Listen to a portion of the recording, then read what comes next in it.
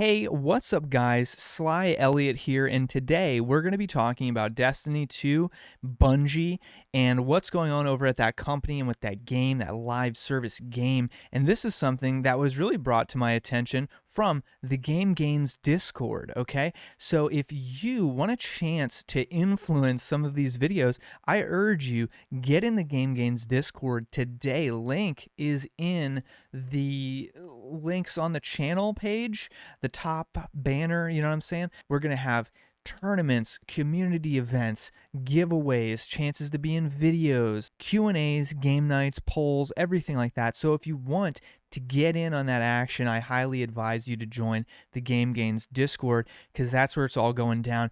That's where we're fostering this community of people, like-minded people. So if you're into this kind of content, join the community, find other people that are into this kind of stuff as well, and, let's get it going. So anyway, we had Anthony Joel from the Game Gains Discord. He brought this up, actually, about Destiny 2 and the state that it's in and what's going on with Bungie. He's got over 2,000 hours in the game, so I'm inclined to take his word for some of this, for sure. He's played more Destiny 2 than I have. I said it's very sad and unbelievable, the situation at Bungie right now. It's hard to believe they've fumbled like this, and they're in such dire straits, because Destiny 2 is a good game at its core, and I believe Bungie is a good studio as well. The issues they have with publishers over the years, I'm sure, has taken a toll, and now they're spreading themselves too thin by working on Marathon while trying to maintain Destiny 2.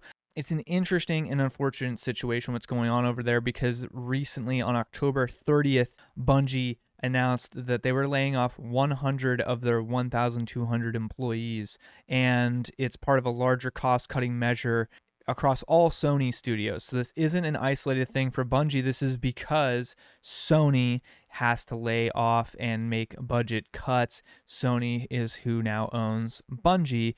That is an acquisition that went through on July 15th, 2022. So Bungie has not even been with Sony Interactive Entertainment for 2 years yet, and already they are falling prey to budget cuts and layoffs. That's like a worst case scenario, right? You, as a business owner, you don't want to have to lay employees off. And so that is just such a bad sign. The final shape, the newest expansion to Destiny 2, has been delayed from its original date of February 2024 to now June 2024, which is real tough, guys, because we're not going to get an expansion for Destiny 2 for a hot minute. That's not good for keeping up your live service, which is already revenue down by 45% over the previous year due to the waning popularity. Delaying your next expansion so long is not going to help that revenue either. That's for sure. You're looking at player drop off pretty steadily until that new expansion brings people back on, which isn't going to be happening until June 2024. Can the game even survive that long in this state? Because now Marathon was also pushed to 2025. They really need to be careful here with how they're allocating their resources, their time, their employees that they have, because frankly, first of all, I'm just going to say it, no one cares about Marathon. And I'm not saying Marathon isn't a great game. I played Marathon Durandal back in the day. Marathon Durandal, if you're not familiar, is actually Bungie's original first-person shooter game that they made back on Apple computers back in the day. This is actually a gameplay video I recorded myself back in the day when I played Marathon Durandal, which is why the frame rate's at like 5, and it looks like kind of a slideshow because I was recording it on, I think, like Bandicam or unregistered Hypercam or something. But this is Marathon Durandal, and it was a really cool game, actually, kind of a precursor to Halo, and a lot of the lore and iconography and stuff like that actually kind of made its way into Halo and is very Marathon related and inspired. And it was a really fun first-person shooter, very Doom-like, obviously way old compared to, Halo and stuff like that. But this is what Marathon was. And now we have, potentially a Marathon like extraction shooter, probably live service, whatever. And the art style's completely changed. It looks kind of cool, I'm not going to lie. And this is now Bungie's new project that they're going to be coming out with, a new first-person shooter.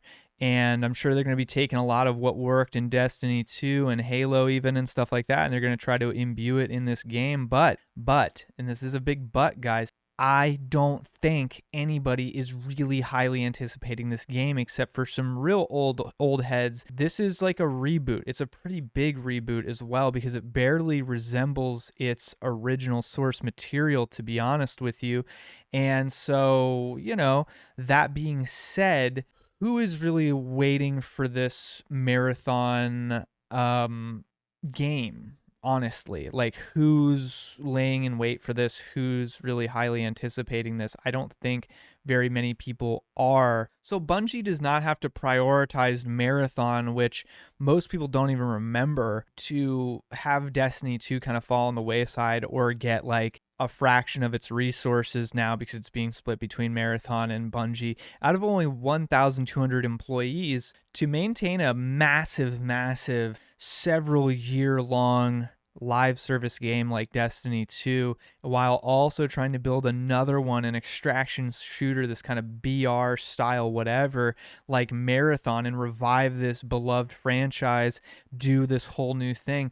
That is a lot of resources to kind of be dividing between these two teams that are going to be working on these projects. And I really think they need all hands on deck to Destiny 2 if they're going to get out of this, navigate through this issue where the revenue is down, they have all these delays, they have these layoffs now.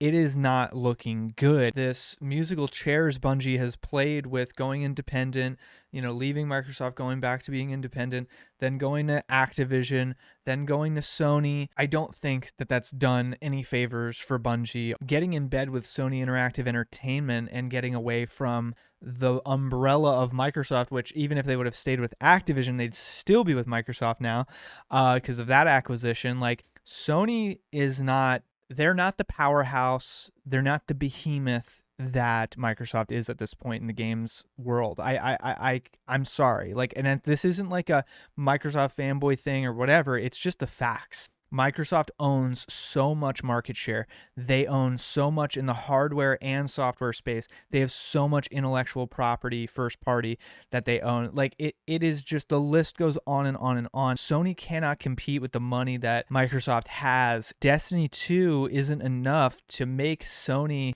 the powerhouse that Microsoft is. It's just not going to work.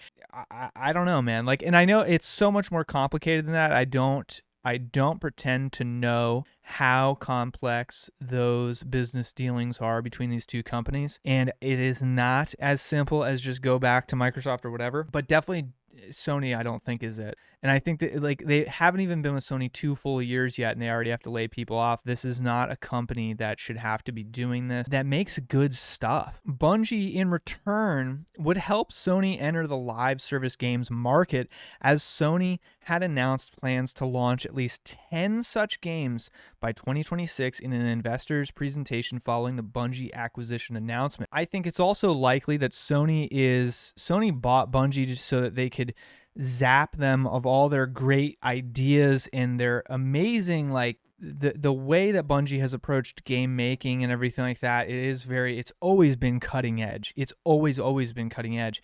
And they bought Bungie to pick their brains on that. And I'm sure there's a lot of individuals at Bungie who now their talents and resources are being directed to holding Sony's hand to launch new live service games, tons of new games, and advise so that Sony could look better to their investors, make more money, blah, blah, blah. But that's taking away resources and talent from Destiny, which needs it, man. It needs it. It's an ambitious, huge game. This is just my perception, guys.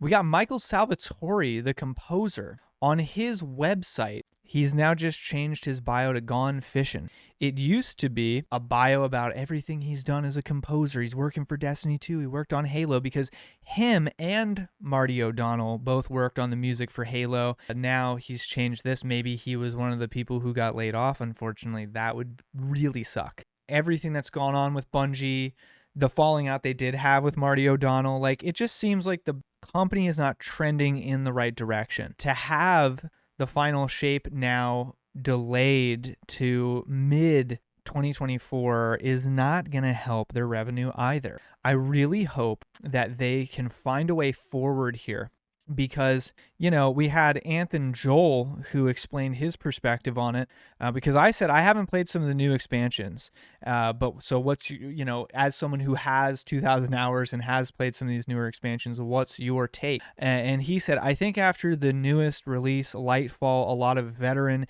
and even new players were left disappointed.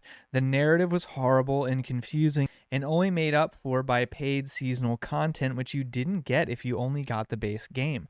I think a lot of people are apathetic towards Destiny. It's the same seasonal grind with a new coat of paint every 3 months for weapons and armor that don't matter. The coolest armor is sold on top of the $100 a year we're already paying to just play the damn game. PvP is dead, which I've also heard. I don't know if you heard about the Game Developer Conference drama, but that's a crazy and interesting point that seems they're doubling back on. A GDC Destiny 2 talk that was given, which I found online, and I think is actually really interesting. Here is Justin Truman talking about, he's the Destiny 2 general manager. Beware of over-delivery. You're creating patterns. This is something that people had the most problem with in this GDC talk. And here's the last, almost painful realization about train stations. This is a whole thing that they've set up, whatever. You're building a train station, not a train. That's what they said. So the most painful realization about this train station that you're creating is over delivery is actually dangerous for a train station.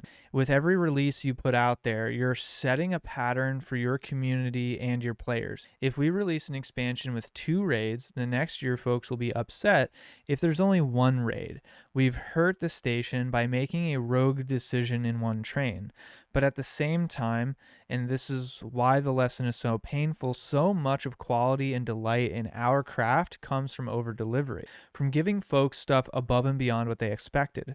We still want that. We still want to surprise and delight and sometimes overwhelm our players, but we need to be mindful of the patterns and the implied future commitments we've set for ourselves each time. This is tough, and this is the one, honestly, we're still grappling the hardest with. It's hard to tell a team that has extra cycles and energy and wants to do something amazing that totally would be amazing and awesome for the game, to tell them we should not ship this because it is an over delivery that will set us up for failure on future trains. I think it's interesting because we see that Bungie's design philosophy and how they make games has radically changed since the Halo days, since even the Destiny 1 days. And while they have streamlined a lot of their process, is it really the best direction that they've headed in? Because if it was working so well, then why would revenue be down 45%? That's a pretty steep drop after 2022 was such a successful year for them with Witch Queen, and before that Beyond Light and everything like that. And PvP is now dead because of their changes that they kept rolling out to PvP, changing the meta, making it worse in ways that I also didn't want to engage with, by the way. I love Destiny 2. I thought it was really fun. I loved so much of my time playing Destiny 2, raiding with my friends, everything like that. Like so fun, dude. So to see the game go this way is really difficult. It really sucks. I want to see the game succeed. I want to see Bungie succeed. I don't want to see anyone else get laid off. I think that the game is becoming a microtransaction simulator as they're trying to increase revenue so much in ways that, I don't know, are earned. I don't know how to say that. Like this culture of like not over delivering, this culture, but they're barely even delivering. This last expansion I've heard is really bad. And also they talked about speed for iteration and putting out new content, and now the final shape is delayed until mid next year. So how fast is that? It's cool to make presentations and go to talk to other industry insiders and talk all this theory, but you just cannot fake making a good product that you love and care about. And to be afraid to over deliver, being afraid to deliver the best experience you possibly can above all else, to make games that you want to play, which means other people want to play. Look, that mentality, like there was something to that. I think throwing that all out, throwing the baby out with the bathwater is, to all those old concepts, is not the best. It's not the best move. I think getting in bed with Sony was not the best move. I think there's a lot of things that Bungie could do to get things back on track, and I hope they do. I really, really do. I hope this next expansion goes well for them. I hope in the meantime they can release small changes that change the course of the game and make things a lot better. We pay $100 plus a year, and this money doesn't get invested back into the game. We don't get new PvP maps. We don't get a change to seasonal content. We only get one raid or dungeon, which most people think is the best content, every 3 months. And apparently this money isn't even going enough to sustain the developers who make the game, which, by the way, I don't know if you heard, but the devs that got fired were actually telling management that players were fed up and things needed to change, but the management doubled down on all the things players didn't like. I don't know how true that is. That sounds a bit speculative. If that's true, that's really shitty of Bungie to do that. I hope that isn't the case. That sounds very speculative though, so I will give them the benefit of the doubt there. I think doubling down like this mentality that they have it all figured out is dangerous. Bungie, this seems like there's a lot of hubris over there. Reading that GDC talk, reading, just seeing like how they've been maintaining Destiny 2 and the changes they've been doubling down on. When I follow a lot of people in the Destiny community, I've seen nobody support a lot of these changes that they're making, especially like to the PvP and stuff. It's like absolutely killed the fun. Over monetization of the game has been rough. I think it's very expensive to play Destiny 2 and keep up with it and play the new expansions and the new seasonals and the season passes and everything like that. It is an expensive game to keep up with. And then on top of that, you have microtransactions shoved down your throat the entire time. That's the stuff that really killed it for me.